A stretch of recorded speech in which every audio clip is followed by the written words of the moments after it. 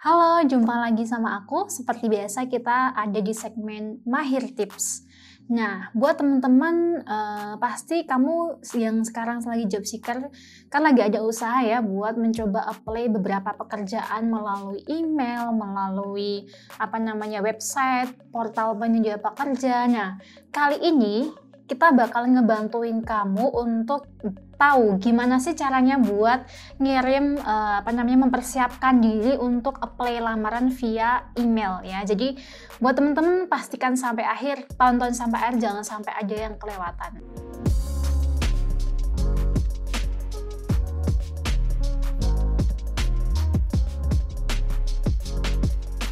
Yang pertama, mempersiapkan berkas-berkas yang mesti dikirimkan melalui email. Jadi, pastikan dulu sebelum kamu mau apply beberapa pekerjaan di suatu perusahaan.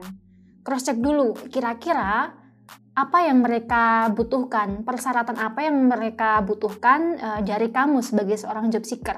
Apakah cuman KTP aja, kemudian apakah mereka butuh CV, apakah mereka butuh NPWP misal, atau mereka butuh apa gitu kan, butuh data apa. Itu harus kamu pastikan dulu.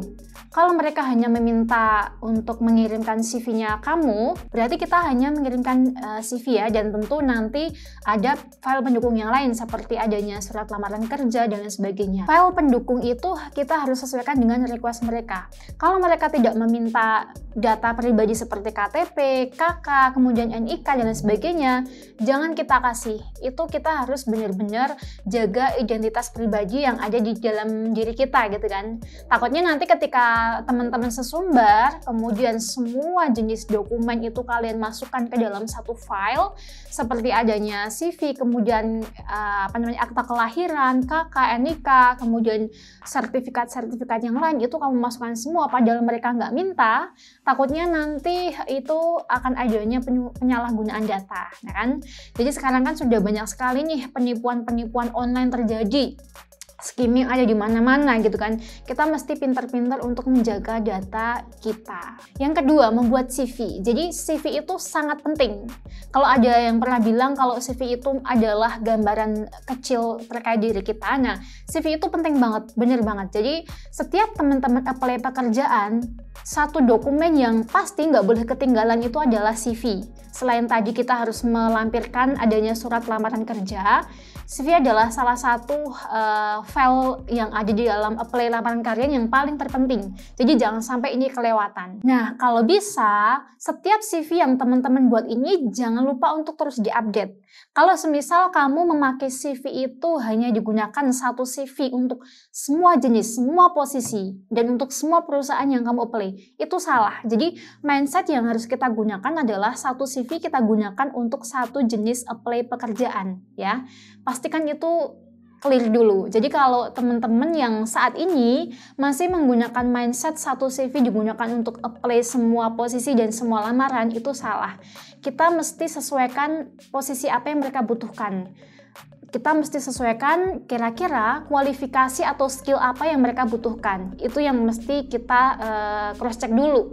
Nah, makanya akan lebih baik teman-teman itu mempersiapkan lebih dari satu CV. Misal, ternyata aku punya bakat selain misal kita ambil contoh, aku punya 2 bakat yang pengen aku tekuni. Misal, satu di bidang administrasi, yang kedua adalah di bidang marketing. Nah, otomatis ketika kita mau mencoba apply, buatlah atau persiapkan 2 jenis CV yang memiliki kualifikasi yang berbeda ini. Ya, jadi pastikan itu dulu. Kita mesti sesuaikan CV kita branding untuk menjadi seorang marketing misal, kemudian CV yang kedua adalah kita branding sebagai CV seorang admin. Itu kita harus selesaikan dulu. Jadi buat teman-teman yang sudah mendengarkan tips dari kita, jangan sampai nanti melakukan kesalahan lagi mencoba untuk membuat CV-CV yang sama gitu ya. Jangan sampai. Yang ketiga, menggunakan alamat email profesional. Jadi kenapa alamat email profesional itu mesti teman-teman perhatikan? Karena salah satu hal yang menjadi penilaian seorang HR itu adalah dari sisi attitude-nya. Ya, jadi attitude itu menjadi salah satu dari tiga komponen dari knowledge, kemudian skill dan attitude. Attitude itu menjadi salah satu nomor 3 ya yang diperhatikan oleh HR. Kalau teman-teman melamar dengan posisi email yang kurang profesional, katakanlah misal saya ambil contoh, teman-teman menggunakan email cute@gmail.com, kemudian 00@gmail.com. Nah, kesannya beda nih ketika HR membuka, wah ini emailnya siapa ya, namanya siapa aku nggak tahu. Jadi kesannya kayak di-skip aja gitu kan. Nah, sayang banget kalau semisal kita adalah salah satu kandidat yang potensial, tapi ternyata ketika HR ngelihat lamaran kita melalui email, di-skip aja gitu kan. Padahal menurut data, menurut riset yang sudah dilakukan itu, rata-rata HR itu membuka email beberapa pelamar kerja itu tidak lebih dari 10 detik. Jadi dipastikan ya teman-teman ya, dipastikan email yang kita gunakan itu adalah email yang profesional. Gunakan namamu aja, jangan kasih embel-embel yang tidak profesional lagi. Nah itu tadi hal apa aja sih yang mesti kita persiapkan ketika mau melamar kerja, mau meng-apply pekerjaan melalui email. Jadi semoga membantu teman-teman. Kita next di video selanjutnya bakalan ngebahas soal apa aja sih yang mesti dibutuhkan atau apa aja sih yang perlu diperhatikan ketika kita mau melamar via email. Jadi pastikan nonton sampai akhir. Bye-bye.